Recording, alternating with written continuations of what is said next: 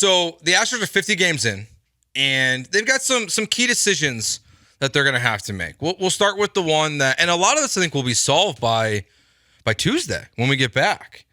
Jose Abreu, so he'll be in Sugar Land at some point, Dana Brown said. So maybe today, unless I've missed it, we have not got anything official yet of when he will play AAA. But Dana Brown said the other day in an interview he'll play at least 2 games in AAA, and then they'll go from there. So it could be more if it doesn't go well. If it doesn't go well, that's not good vibes for Jose Abreu. We both don't want him to play until at least the 31st. I think is what we collectively decided yesterday. But that's the first big decision they have to make. If we're being really honest, I would never like to talk about him again. Agreed. I would like his name to be like in the Harry Potter series of books and movies, to be changed from Jose Abreu to he who must not be named.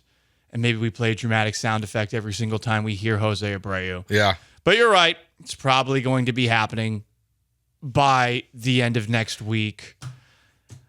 I really hope that what Dana Brown said, John Singleton's our everyday first baseman, is what the Astros are planning on, more so than what Joe Espada said, which is, well, we got to play him.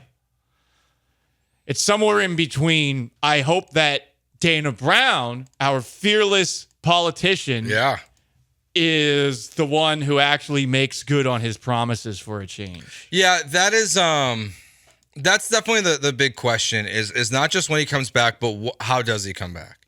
Like what does it look like as an everyday lineup? Like how much is he a part of it? Is there some kind of platoon that it's going to be?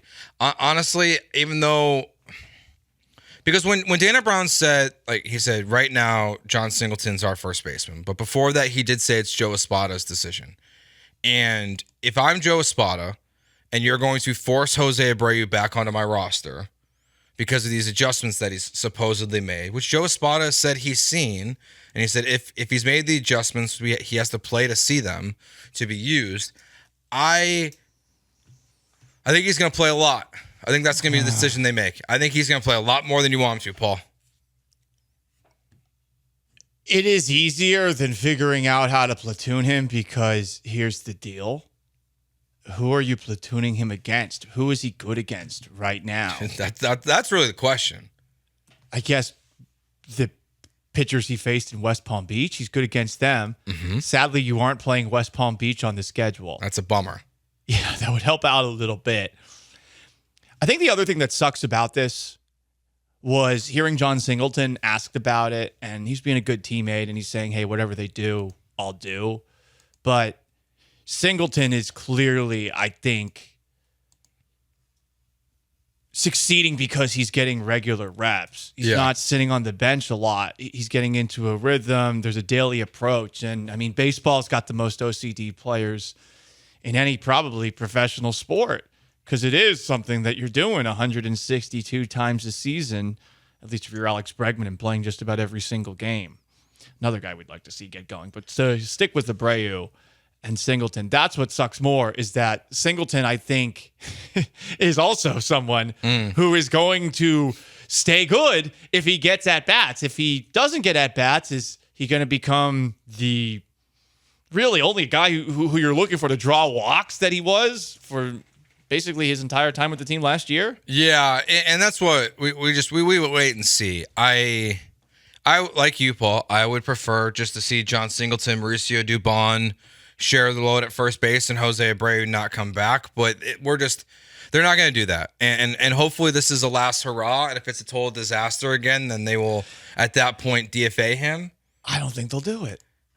It's $40 million. Can he beat Greg Kessinger, who has I think 11 at bats on the season? Can you have a $40 million guy who takes one at bat every like 10 days? Can he be the hitting coach? Although I don't know if I want that either. They're the ones that teach him how to hit again. Apparently. You know what? Those who cannot do teach. So maybe is that more of a red flag the for most Jose expensive Abreu? Coach in all of baseball. Well, he might actually be good at coaching. But who's trying to coach him? Jeff Bagwell. He can. I don't know. He can, so he can't coach. Joe, I'm not sure that anyone knows what Jeff Bagwell's doing with Jose Abreu. I think he's in West Palm Beach and he's like just looking at him and thinking like, what do I do here? It just popped up on my timeline because Twitter's weird now. I saw Jeremy Branham tweet. I think it was like right as all this news started to come out.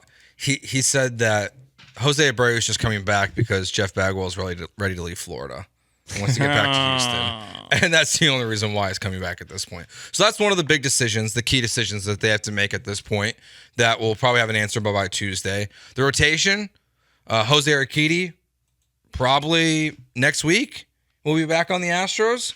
Now, Hunter Brown has given up 4 earned runs or less in his last 4 starts. He was pretty good against the Angels, 6 innings, 2 earned runs, 3 strikeouts, but he gave 2 earned runs, 4, 1, 2 in his last 4 starts. So 7 earned runs, 9 earned runs, 9 earned runs. Did you catch that right away? Is that why you laughed? I heard the 9. Just a 9. Jesus. So it's 9. Is Hunter Brown in this rotation? I think if he gets it over Spencer Arrighetti, it's because of tenure and it's not because of what he's doing. And look, Brown has been better recently, but I think Arrighetti's really been better recently, and I feel like there's more upside there. So move Hunter Brown into the bullpen. He's been in the bullpen before, and maybe his stuff is better for the bullpen. Obviously, he is prone to having disastrous innings, but to his credit, of late, since either he started throwing a sinker, I believe the Athletic called it a sinker, the Chronicle is calling it a 2-seam fastball. I don't know how anyone knows for sure, but he's throwing this pitch he hasn't thrown since 2019, and it's been working. So he's got to keep throwing that. And I wonder where he'll be, but if I had to pick between Arrighetti and Hunter Brown, I'm picking Arrighetti in the rotation. For sure. I also would pick Arrighetti. I move Hunter Brown to the bullpen. Now, they have these, it's 13 straight games here coming up. So you could argue to stay in a 6-man rotation as Jose Urquidy comes back. And then I guess the next big decision you figure out 2 weeks from now of what they do. And then at that point, it's probably Arrighetti either going down or being in the bullpen. But I agree with you. As good as Hunter Brown was in his last start, and his last start before that was pretty good too, just had one, bad sequence that kind of the game got away from him a little bit. I don't need to see Hunter Brown in the rotation at this point. While he's been good, I keep going back to the bullpen appearance that he had, where he came in and he was dominant for 5 innings out of the bullpen. And he's had success when he was a rookie out of the bullpen. He's shown it once this season, so he's shown he can do the job. So is it a complicated decision? To us, it sounds like it's not. It's to them, is it? And tenure to me is kind of funny. He's a full season total probably of pitching, a season and a half for the Astros at this point. So it's such a small amount of tenure. I hope that's not a factor. I'm with you. There's no Dusty Baker here anymore, and maybe if it was up to Dusty Baker, he would pick the guy that's been here longer. With Joe Espada, I suppose there's a little bit of unknown here. Yeah, and if the tenure argument, it's more about Urquidy maybe. Do you value when you go from 6 to 5 at some point? Is there any chance you value Urquidy less than Arrighetti? No. In your rotation? No. You don't think so? No. No chance? No. None. Man. Well, he's a rookie. I know, but he's been impressive. It's different, Urquidy versus Arrighetti. Impressive still. Look at the ERA. The ERA is still what it is. He has the shown first ones are so bad. He's shown some promising signs, and he's only going to get better at the major league level. But I think at the other side of things, who do you trust more? Urquidy has been one of your most reliable postseason pitchers over the last couple of years and had a big start last year against the Minnesota Twins. I feel like Urquidy is somebody that you want out there more often than not. And until he's showing perhaps signs of decline, which is certainly possible. But if Urquidy's healthy, it's Urquidy. Yeah, and you're probably right. It's the Joe Espada stuff that I just have questions. Just if he'll do anything, just the way we're seeing. What's the Joe Espada stuff? Well, the way he's done with Jose Abreu. Even before they sent him down, he was willing to move him down in the lineup. The way he's moved Alex Bregman down in the lineup. So he is so different than Dusty Baker. Now at least with the lineup, the rotation might be a whole different animal, and where you're totally right. It's Urquidy's spot. There's no doubt about it. I just wonder if Urquidy makes 2 starts in the bigs and they don't go well, if there's any chance that Arrighetti can continue the performances of recent and keep that spot. I'm sure there's a chance. I think though, if you're a baseball coach and you're talking about lineup, being adaptable to the lineup versus being adaptable with starting pitching, I think you're always going to take experience when it comes to pitching over when the lineup, it's the lineup. You know, hey, like the guy's still going to get up to bat. It's just changing him where he's in the order. If you're making one guy start and moving another guy to the bullpen, you're probably going to want the guy who's started a lot to stay there unless he's god awful. From the 409, whoever worked with Pena in the offseason should work with Abreu. Paul, I don't know how you feel, but I don't think some like hitting coach is going to solve Jose Abreu's problems. Pilates coaches aren't going to work either, as evidenced by the Pilates that Abreu did over the offseason. In fact, he might be worse after the Pilates, and I think that is a major indictment on the Pilates Illuminati of Houston. I feel like all of them owe personally me free lessons. So even though you feel like they owe you, and then maybe a date, but they have to pay for dinner. Do Pilates instructors make a lot of money?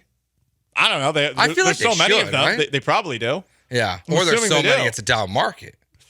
And you know, maybe it is something I've always wondered about, Joe. Like, does any Pilates instructor actually make money? Because I know like 6. No dates for any of them? I've tried with one. Okay, we tried. Oh, we tried with one though. I wanted to date with this one like 6 years ago. Okay. Yeah. So tried again recently. Oh no, that's not good. Any other updates? The Twitch has been asking for it. Now that we're back in studio, I feel like it's better time to talk about. None. Nothing, Paul? None. Are you even attempting? No. Then that's good. And that's fine. That's okay.